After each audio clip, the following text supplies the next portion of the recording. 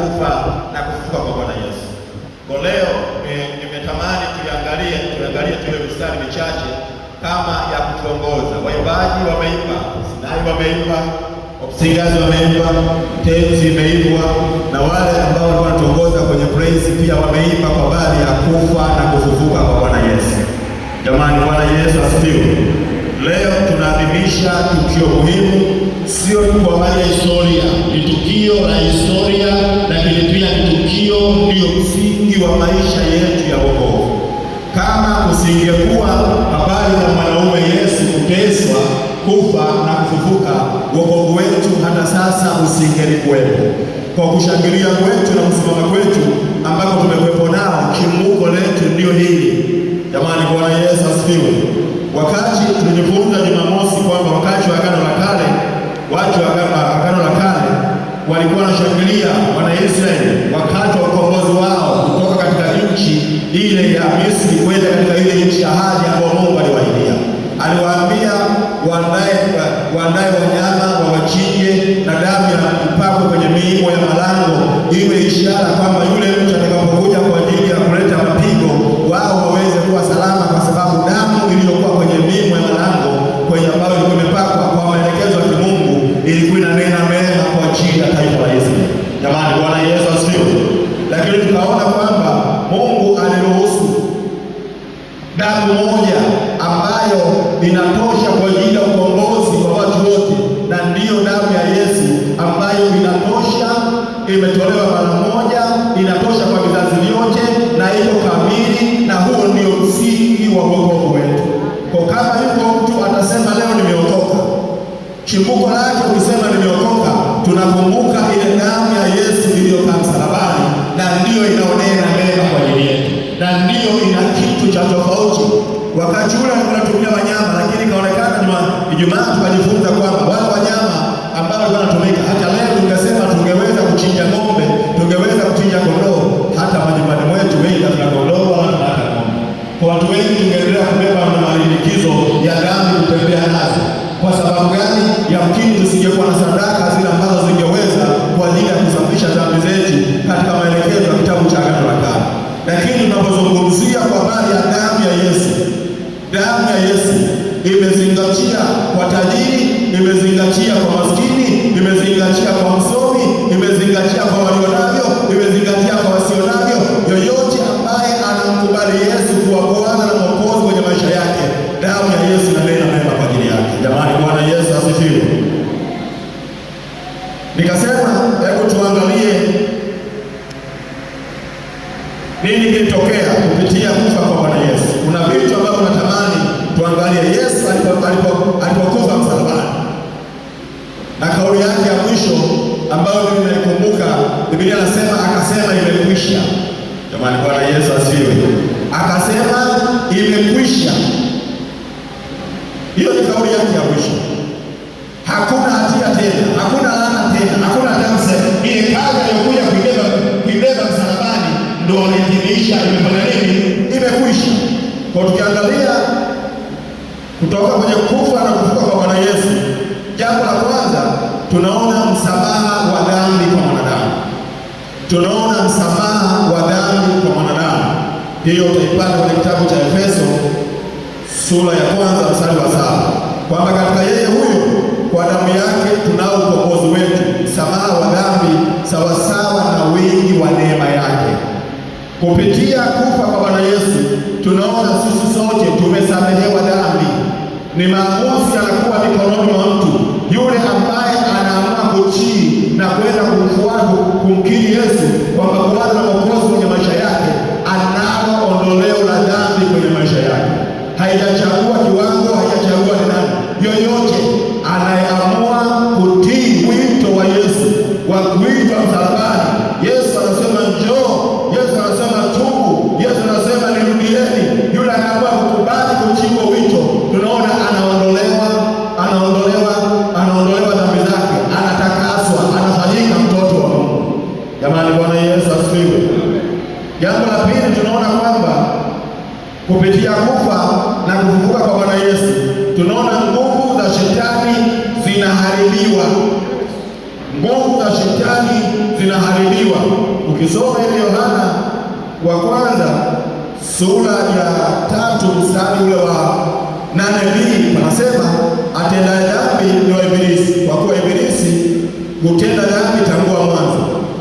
Kwa kusudi hili mwana wa Mungu alidhihirishwa ili azivunje kazi za Ibilisi. Mwana wa Mungu alidhihirishwa juu ya maisha yetu ili aweze kuzivunja kazi za Ibilisi. Yesu Kristo alikuja kwetu ili aweze kuzivunja kazi za Ibilisi. Kwa kupitia kifo cha Yesu tunaona kazi za Ibilisi hazina nguvu tena. Jamani, Bwana Yesu asifiwe. Bwana Yesu asifiwe. Yes, kuna wakati ambapo juzi nilisema kuna wakati Mungu alikuwa alijishusha kuwa mnyenyekevu hata mauti, lakini kwa yale ambayo alitamani mambo yake yatimie, hakukuwa na mtu mwingine yeyote wa kupinga. Tunaosoma Biblia tunakumbuka mahali pengine wale watu wakasema, kumbuka kesi aliyokuwa ameshtakiwa kwamba anajifanya yeye ni mfalme wa Wayahudi, lakini wakati amesulubiwa ukaandikwa msalaba umeandikwa Yesu Kristo mfalme wa Wayahudi. Lakini watu walipoanza kusema kwa nini unaandika mfalme wa Wayahudi, wanahoji wale viongozi, kwa nini unaandika mfalme wa Wayahudi? Hata wenyewe hawa mataifa wakageukana. Mtu ambaye kiongozi anasema kilichoandikwa kimeandikwa, huyo ndio mfalme wa Wayahudi. Jamani, Bwana Yesu asifiwe. Kilichoandikwa kimeandikwa, Yesu Kristo ni Mwokozi. Ukatae usikatae, uamini usiamini, lakini bado utaendelea kubakia Kristo Yesu ni Mwokozi wa ulimwengu, kupitia damu iliyomwagika, kupitia kazi ya msalaba, kupitia nguvu aliyotumia wakati ule kumtafuta mwanadamu. Kristo Yesu alifanikiwa kutukomboa, na leo bado tunaendelea kutangaza kwamba Kristo Yesu ndio Mwokozi wa ulimwengu na dunia yote inajua. Jamani, Bwana Yesu asifiwe. Hata kwenye Agano la Kale ambako hata wakati ule Yesu yupo, kuna watu walikuwa wanampinga kwamba sio Mwokozi, sio mfalme. Lakini nataka nikwambie, kibao kikaandikwa, Biblia inasema kikawekwa mahali ambapo ni pazuri, watu wengi wanaona, watu wengi wanasoma Yesu Kristo, wanasema Yesu Kristo mfalme wa Wayahudi. Hata wewe leo nataka nikwambie, kibao chako kinasoma kwamba Yesu Kristo ni Mwokozi kwenye maisha yako. Inawezekana ukawa na wasiwasi, inawezekana ukawa na mashaka, inawezekana hayo ni maamuzi yako, lakini haitabangua tangazo lililotangazwa kwamba Kristo Yesu ni Mwokozi wa ulimwengu. Jamani, Bwana Yesu asifiwe. Hakuna mwanadamu mwingine yoyote anayeweza kutoa gharama kama Yesu aliyofanya.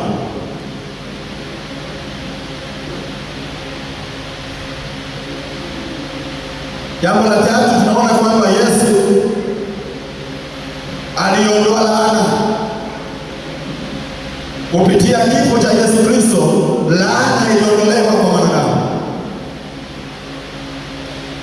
Soma Galatia 3 mstari wa 13, Biblia inasema Kristo alitukomboa katika laana ya torati, kwa kuwa alifanywa laana kwa ajili yetu, maana imeandikwa, amelaaniwa kila mtu ajikwae juu ya mtu. Kwa tunaona hata kama ziko laana ambazo tungekuwa nazo kwenye majumba yetu, zile za kutamkiwa, hata kama ziko laana za wachawi za kutafuta namna gani ya kutega ili tuweze kulalamika, hata kama ziko laana zozote za waganga wa kienyeji wakatafuta namna yote ya kutengeneza namna gani ya kuweza kuharibu mambo yetu, nataka nikwambie, laana kwa mcha Mungu haipo. Laana iligongolewa msalabani.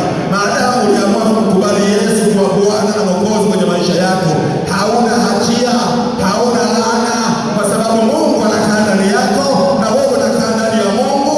Kwa hakuna kinachoweza kumlaani Mungu, kwa sababu mimi niko ndani ya Mungu na wewe uko ndani ya Mungu. Hakuna mamlaka yoyote inayoweza kutengeneza uhalifu mahali ambapo Mungu anaishi huko. Haleluya. Kwa usikae na wasiwasi kwa sababu ya vitisho vile ambavyo dunia inaviona vipo. Nataka nikwambie, kama ni waganga, Tanzania yetu na waganga wengi. Nikuja hapa wakati uliopita nasema Tanzania kwa Mtwara na nyewe huko katika orodha ya wachawi, katika orodha 10 bora kwa Tanzania upo. Nataka nikwambie, hebu fikiria wewe uliokoka, umeenda kwa nani hata ukalindwa? Hautaenda kokote, na tunamwambia shetani ni mbaya, na tunamwambia mchawi ni mbaya, na tunamwambia mapepo ni mabaya, na tunayasema hadharani, lakini kwa sababu hawajawezi kufanya chochote, tunalindwa na Mungu. Ndio maana tunakuwepo mpaka leo, tunaendelea kuishi. Jamani, Bwana Yesu asifiwe. Hatujaona tu neema ya Mungu, yaani laiti kama Mungu angetufungulia tukaona marupurupu hayo, wala tusingekuwa tunang'ang'ana na vitu vingi ambavyo tunang'ang'ana navyo. Mungu amewekeza kwenye maisha yetu. Mungu amewekeza, yaani watu wanasema ukipata pesa wekeza. Nataka nikwambie hakuna mwekezaji aliyewekeza kwenye maisha ya watu wanaowapenda kama Mungu.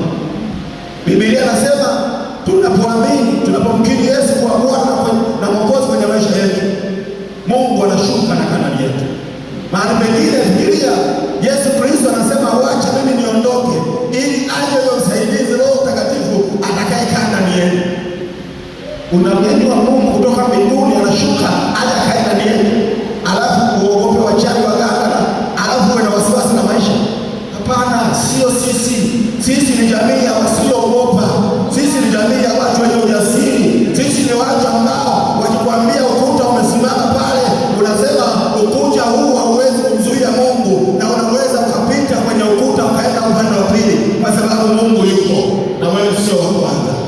Wako watu ambao walifungwa gerezani na minyororo ikapigwa, lakini Mungu aliposhuka minyororo ile ikaachia na makufuri yakaachia, kwa sababu Bwana wa ukombozi alikuwa ameshuka kwenye maisha yao.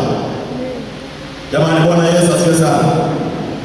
Eneo lingine ni kuta ya adui ilivunjwa. Ukisoma ile Wakolosai 2:14-15 panazungumzia akazivua enzi na mamlaka. Wakolosai 2:14-15.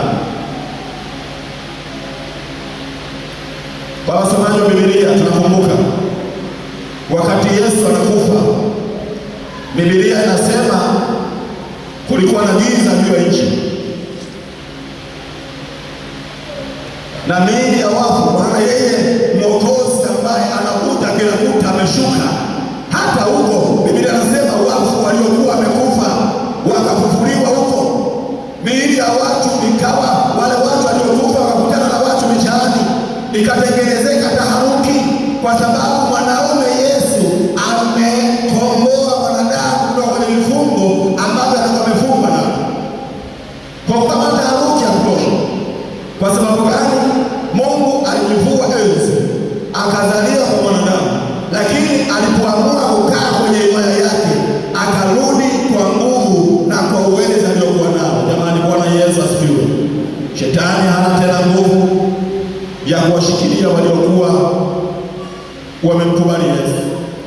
Yesu alivunja nguvu za shetani na pepo wachafu. Yesu aliondolea mamlaka yao chini ya wanadamu. Pepo wachafu walikuwa wakati ule wanaweza kuwashikilia wanadamu na wakawatesa, lakini kupitia kufa na kufufuka kwa Bwana Yesu, nguvu ya pepo, nguvu ya majini ikakosa nguvu kwa ajili ya kumtafuta mwanadamu. Mwanadamu akabakia ni mtu ambaye anaishi na Mungu yuko ndani yake. Lakini kitu cha kuweza kufanikiwa hivyo ni kwamba lazima ufike mahali umkiri Yesu awe Bwana na Mwokozi kwenye maisha yako. Na ndio maana Biblia inazungumza kifo cha Yesu na kufufuka kwa Yesu kinatuita sisi, ni wito wa kuitwa sisi ili tuweze kukaa kwenye utaratibu ule ambao Mungu anataka tuweze kukaa. Ni wito wa Mungu, na kama yuko mtu alikuwa na vitu vya ajabu anavifanya ambavyo havipendezi Mungu, kupitia hili neno anafundisha kwamba aache uasi, aache kujitenga na Mungu, arudi kwenye laini, maana Mungu anahitaji watu ambao wameamua kuishi naye katika haki. Mungu anahitaji watu waliodhamiria kukaa katika laini ambao wamekaa.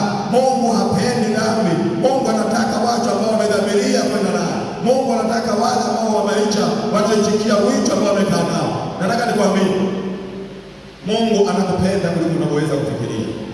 Jamani, Bwana Yesu asifiwe. Jambo lingine kupitia hili tunajifunza nini? Tunajifunza kwamba Mungu ametupa upatanisho kupitia kufa na kufufuka kwa Bwana Yesu. Tunaona upatanisho, tunaona upatanisho. Mungu amefanya upatanisho na wanadamu. tulipatanishwa na Mungu kwa mauti ya mwana wake. Soma Warumi 5:10. Bila Yesu hakukuwa na upatanisho. Yesu amefanyika patanisho. Yesu amefanyika agano kwenye maisha yetu. Dhambi ilitutenga na Mungu mpaka wanadamu tuko katikati ya wanadamu na Mungu. Kupitia Yesu Kristo tunaona upatanisho. Mungu anamrudisha mwanadamu kama mtoto wa Mungu, anamrudisha kwenye hali yake aliyokuwa nayo. Maana haya ukiyasoma tangia Adamu, hapo ndipo uasi ulipoanza. Lakini mwanzoni Mungu alikuwa anamtembelea Adamu na ilipokuwa jioni, anamtembelea Adamu kwa yale yanaendelea, anaongea naye. Lakini siku alipomtembelea mara ya mwisho baada ya kutenda dhambi, tunaona Adamu anajificha, anaona kuna nafasi aliweka katikati. Lakini Mungu ameamua kutafuta njia mbadala ya kumtoa Bwana Yesu Kristo ili kurudisha upatanisho ule ambao ulikuwa umepotea kupitia damu ambayo Adamu alikuwa amefanya hapo katikati. Jamani, Bwana Yesu asifiwe sana. Kifo cha Yesu msalabani kilirejesha uhusiano kati ya Mungu na mwanadamu. Lakini pia tunajifunza kwamba kupitia ufufuo wa Bwana Yesu unathibitisha Yesu Kristo ni Bwana. Ukisoma ile Warumi mstari wa 1 mstari wa 4, panazungumzia alidhihirishwa kuwa mwana wa Mungu kupitia ufufuo. Wanadamu wote wanakufa, hawafufuki. Mwanaume Yesu alisulubiwa akafa, na akawaambia siku ya tatu nitafufuka, na siku ya tatu atafufuka, na hiyo ndio ushindi wa Mungu wetu tunayemwamini. Jamani, Bwana Yesu asifiwe. Soma dini zingine zozote, utasema kwenye ndani wanakuambia huyu ndio sisi, ndio kiongozi wetu, huyu ndio Mungu wetu tunayemwamini. Nataka nikwambie, fuatilia historia, aliyefufuka ni mmoja, Kristo Yesu peke yake. Na hapa ndipo panapoonyesha utofauti na miungu mingine na Mungu tunayemtumainia. Wokovu kupitia kufufuka kwa Bwana Yesu. Jamani, Bwana Yesu asifiwe. Yesu alithibitishwa wazi kuwa ni mwana wa Mungu. Ufufuo wa Yesu kutoka kwa wafu ndio uthibitisho mkuu kwamba yeye ni mwana wa Mungu. Bila kufufuka Bwana Yesu, imani yetu ingekuwa mashaka. Halo? Bila kufufuka Bwana Yesu, imani yetu ingekuwa mashaka. Lakini kupitia kufufuka kwa Bwana Yesu ni ushindi tosha kwenye maisha yetu. Na kufufuka kwake hakuwa kwa kawaida. Uliza hata Haruki ndio kuongea. Wale watu ambao wameenda kulinda kaburi, naomba tusikilize. Wale watu walioenda kulinda kaburi na wameenda kulinda kukiwa na tension kubwa. Lakini pamoja na kulinda kaburi, malaika ambaye sio Yesu, yani malaika aliposhuka ambaye sio Yesu, malaika aliyekuja kulilingisha kaburi kwa weupe aliokuwa nao, mavazi yake meupe kama theluji. Wale watu wakapigwa chana, tetemeko lile, watu wakapigwa chana kama wafu, hawako tena, yani kama wafu. Hapo sio Yesu, naomba nizungumzie tena. Huyo ni malaika, sio Yesu. Jamani, Bwana Yesu asifiwe. Yaani huyo anayemtumikia Yesu alipoonekana kwa mavazi meupe, hawa walinzi wakapigwa chana, yaani kama wamekufa. Kwa sababu gani? Ilikuwa ni wakati wa kufufuka kwa Bwana Yesu. Mungu akitaka kufanya jambo kwenye maisha yako, hakuna mwenye uwezo wa kupinga. Nataka nikuhakikishie ni issue ya wakati tu. Na Mungu kama ameamua kufanya jambo lolote, hata kama wangeambatana wachawi wote Tanzania, hata kama wangeambatana wachawi wote duniani, hakuna anayeweza kushindana na Mungu, kwa sababu Mungu ni Mungu tu. Jamani, Bwana Yesu asifiwe. Wakati nasoma hili neno nilikuwa natafakari, wakati fulani tunatumia nguvu kubwa ambayo yani tunamkosea Mungu, tunatumia nguvu kubwa. Laiti kama tungeijua mipango ya Mungu, wala tusingekuwa na nguvu kubwa za kututoa binadamu. Mungu ana mkakati kwenye maisha yako, na yale ambayo yanatakiwa yatimie, kama kweli umeamua kukaa na Mungu, yatatimia tu. Hakuna kizuizi, hakuna ulingo. Jamani, Bwana Yesu asifiwe. Nimemhakikisha Mungu kwenye eneo hili. hizi. Lakini nilikuwa natafakari kwenye Agano la Kale, kila watu walipokuwa wanaendelea mbele, Biblia inaniambia kwenye Agano la Kale Mungu anaangalia agano waliofanya na Ibrahim. Kwa tunaona hakukuwa na nguvu ya ziada sana kwa Isaka kufikiria namna gani kwamba yale yanajitutumua kwamba lile kusudi la Ibrahim liweze kutimia kwake. Yeye alikuwa anafanya kwa kadri ya maelekezo ya Mungu kwa kile Mungu anachomwambia, lakini ndani yake lile ahadi ya Mungu kwa Ibrahim iliendelea kutimia kwa Isaka. Lakini haikuishia hapo. Ukienda kwa Yakobo aliendelea kufanya kile ambacho ni cha kawaida ambacho anaona ndio wanadamu wanafanya, lakini kwa mfumo wa kumheshimu Mungu na kuweka Mungu namba moja kwenye maisha yake. Na tunaona yale aliyokuwa Mungu aliahidi kwa Ibrahim na aliyoahidi kwa Isaka akaendelea kutimia kwake. Jamani, Bwana Yesu asifiwe. Na haikutosha tu, hata ungeenda kwa Yusufu. Ninampenda sana Yusufu. Jamani, Bwana Yesu asifiwe. Mtoto wa Haruni. Wewe fikiria, unajua nakwambia wakati fulani tunapita kwenye vitu vidogo vidogo, tunahisi kana kwamba hakuna Mungu. Wengine wanakimbia mpaka kwenda kwa waganga wa kienyeji. Yaani mapepo tunaofukuza hapa, wewe unayafuata huko tena ili wakufanye mambo mengine. Alafu wako wengine wanaenda. Nataka nikwambie unapoteza uelekeo, unajichelewesha, unapiga backtrack. Yusufu hakuna mahali popote ambapo Biblia inazungumza kwamba yeye aliamua kwa habari ya kulalamika. Yusufu mtoto anayependwa na baba amefika, anaenda kuangalia ndugu zake wamemkamata, wakachaka ndugu zake wenyewe huko, wengine anasema tumuue, wengine anasema ngoja tumtumbukize kwenye shimo kama ishara ya kutaka kumtoa, alafu baadaye wanakuja wanamuuza. Lakini kwenye shimo sijaona kwamba sijasoma mahali kwenye Biblia panaposema Yusufu alilalamika. Hapajazungumzia kulalamika. Yusufu ameuzwa, ameenda huko akafanyika akapata kibali akawa kwa mfalme pale anafanya huduma ndani. Lakini pale ndani vurugu zinataka kumtoa, vurugu zinafanyika ambazo zinataka kumtoa kwenye uwepo wa Mungu. Yusufu anaamua kukataa kusimama anaamua kusimamia msimamo wake kwamba Mungu ni Mungu wake na ndio Mungu ambaye yeye anayemsimamia. Kwa sababu ya kukataa mke wake Potifa, amekukataa Potifa. Biblia inasema akatupwa gerezani. Hakulalamika. Ameenda gerezani, hakulalamika, maisha yakaendelea pamoja na kwamba alikuwa yuko gerezani.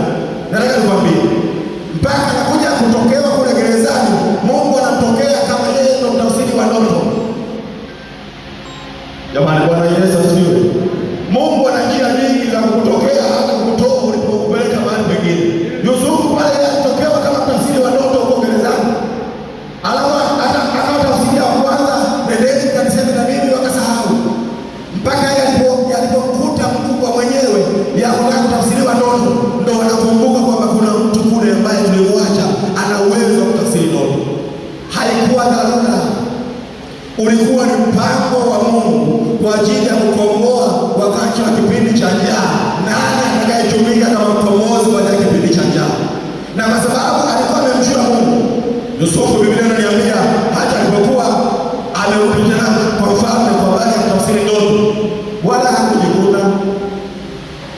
Jamani, Bwana Yesu asifiwe. Alikuwa mwelekevu, wala kujikuna. Akajua hata ndugu zake, baba yake amefariki Yusufu, ndugu zake wanamwambia baba alituambia uongo tu, baba yetu alituambia usikutese kwa sababu tusamehe. Lakini yeye akasema kwani mimi hapo anamsababishia kulia, kwani mimi ni Mungu, mimi najua nimemleta Mungu kwa majira kama haya ili niweze kuwakomboa. Bwana Yesu asifiwe. Nataka nikwambie kuna wakati unapita kwenye mapito na upitia, isiwe sababu ya kumwacha Mungu. Mungu ana haja nawe. Mungu atakufikisha unapotakiwa ukae kama umemsimama kwenye mstari wa kimungu.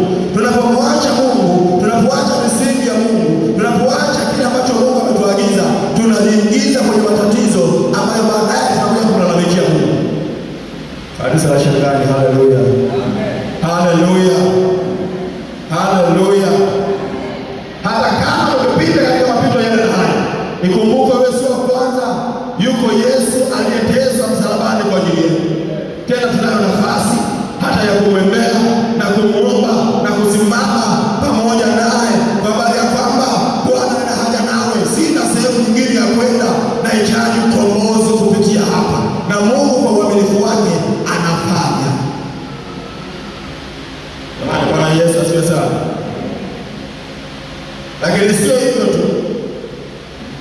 Ukisoma kitabu cha Petro wa kwanza sura ya kwanza mstari wa 3, Biblia inasema ametuzalia mara ya pili kwa kufufuka kwake, na maana kwamba tunapata uzima mpya.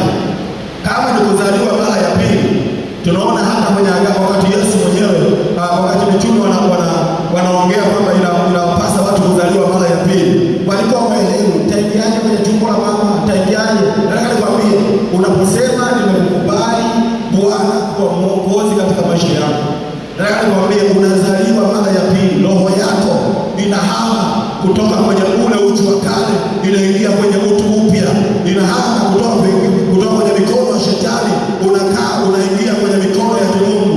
Unahama kutoka kwenye ile mkakati wa adui, unahamia kwenye ukoo wa Mungu. Na ndio maana nyumbani mwa Mungu hatuwezi kusema yuko yatima yule ambaye kwamba hana tumaini kabisa. Liko tumaini katika Kristo Yesu, ambaye sisi wote ni watoto wake. Jamani, Bwana Yesu asifiwe. Mahali pengine Biblia inazungumza Yesu Kristo ni mzaliwa wa kwanza katika wazaliwa wengi. Wazaliwa wengi ni mimi na wewe. Kwa hata kama wewe ni yatima, hata kama wewe ni mjane, hata kama wewe ni mwichaji, hata kama wewe unaona hakuna sehemu ambako unaweza kusema shida zako za moyo, yuko Yesu anayeweza kushikiliza shida zako. Yuko Yesu anayeweza kukupa haja ya moyo wako. Wanadamu unaweza kuambia mambo yako ya moyo, lakini hawana tiba ya mambo yako ya moyo. Mtu pekee ambaye ukimwambia anajua mtoto amekuja na ameniambia na anaweza kutibu mambo yako ya moyo ni Yesu Kristo, mwana wa Mungu aliye hai. Jamani, Bwana Yesu asifiwe. Nikutie moyo siku ya leo.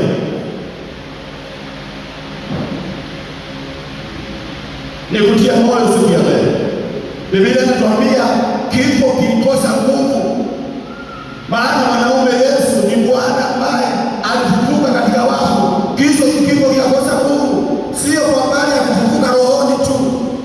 Ingekuwa kwa habari ya kufufuka rohoni tu, basi hata wale wageni ambao miili yao ilipatikana baada ya Yesu kufa alafu wakafufuliwa wakaonekana mitaani, isingekuwa kuonekana mitaani, ingekuwa wanaenda moja kwa moja mbinguni. Tafsiri yake ilikuwa ni pana. Kuna watu ambao yamkini hata leo tusingekuwa, ni kwa sababu ya neema ya Mungu tungekuwa tumekufa. Narudia tena, kuna watu ambao yamkini kama sio Mungu, kama sio wewe kumpokea Yesu kwa Bwana na Mwokozi kwenye maisha yako, ninaamini kabisa hata leo duniani yamkini tusingekuwa. Lakini kupitia kifo cha Yesu na kupitia kitu ambacho Mungu amekiweka kwenye moyo wako, wewe kuamua kuamini na kumkiri Yesu kwa Bwana na Mwokozi kwenye maisha yako, yako mambo mengi Mungu ambayo amekutendea. Hebu fikiria. Naomba usikilize, naelekea kumaliza. Naomba ukumbuke watu wako ambao umesoma nao shule ya msingi kama 5 6 hivi. Kumbuka watu ambao umesoma nao shule ya msingi.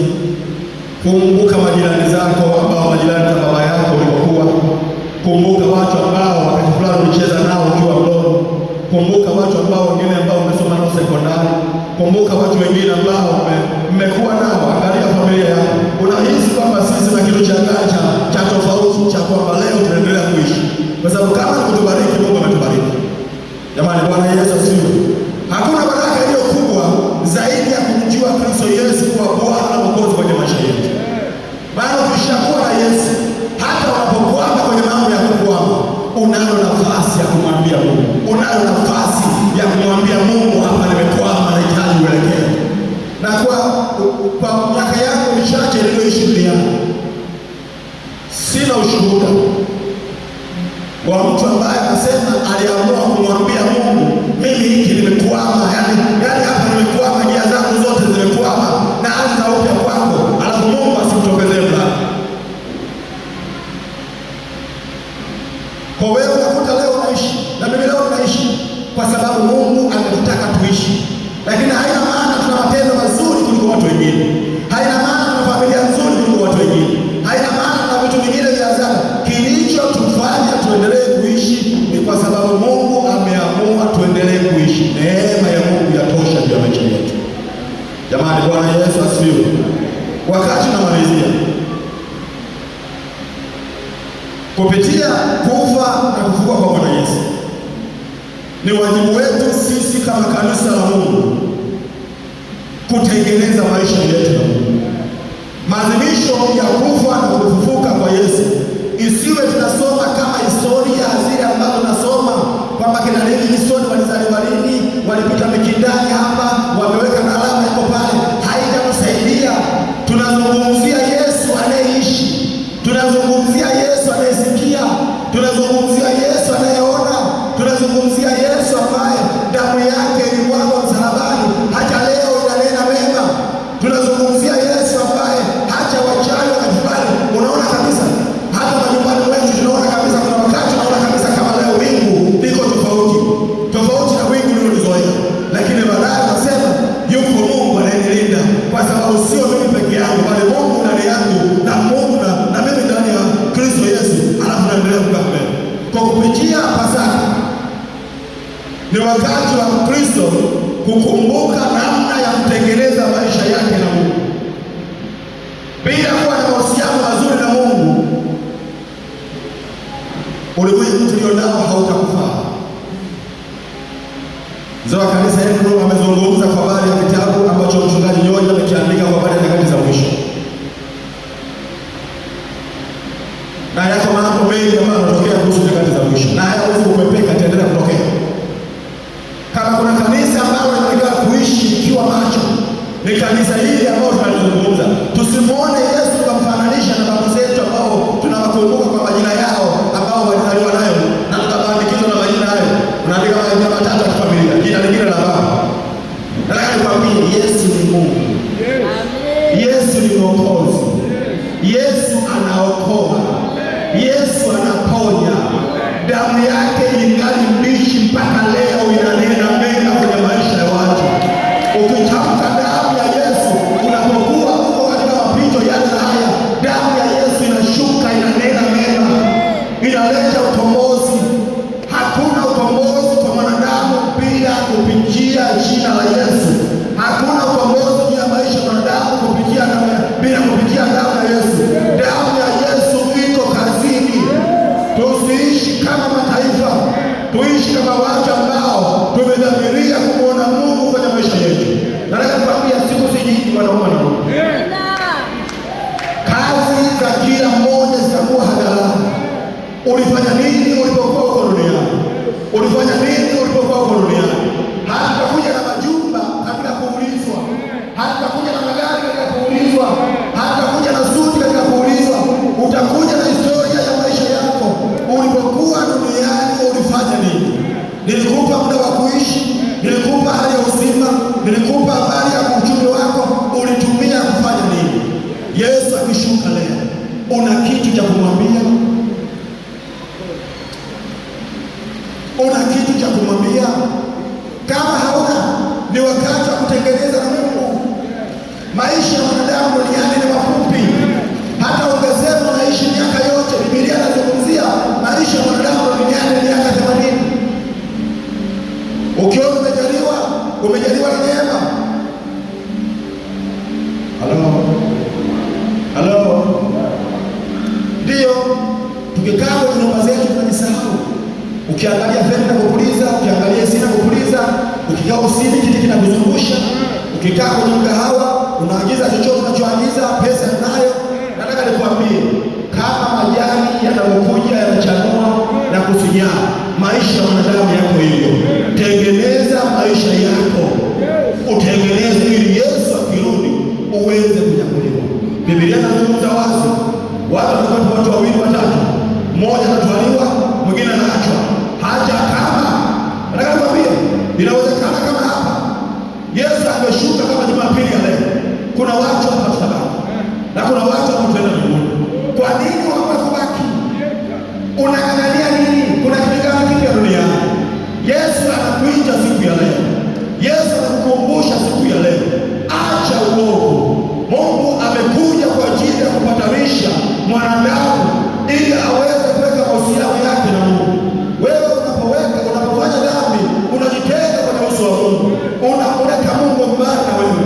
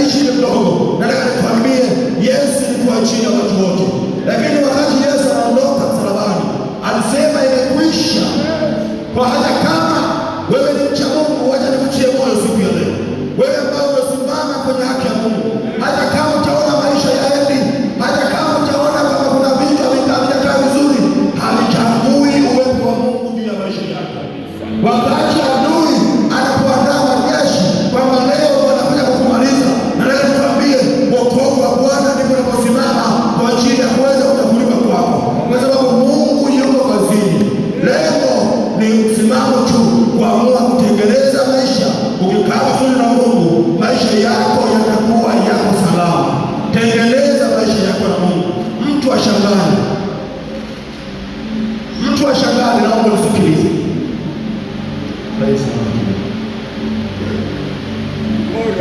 Mtu wa shambani, naomba nisikilize. Kuna vitu vya kucheza navyo. Hata leo nikisema naweza kuacha kazi leo, haina maana nitakufa leo. Naweza nikaacha kazi na nisika leo. Na Mungu, kuna wengi wameacha kazi hawajafa na wengine wapagani tu. Lakini ishi ya Mungu unazungumzia hatima ya maisha. Unazungumzia umele wote utakuwa eneo gani?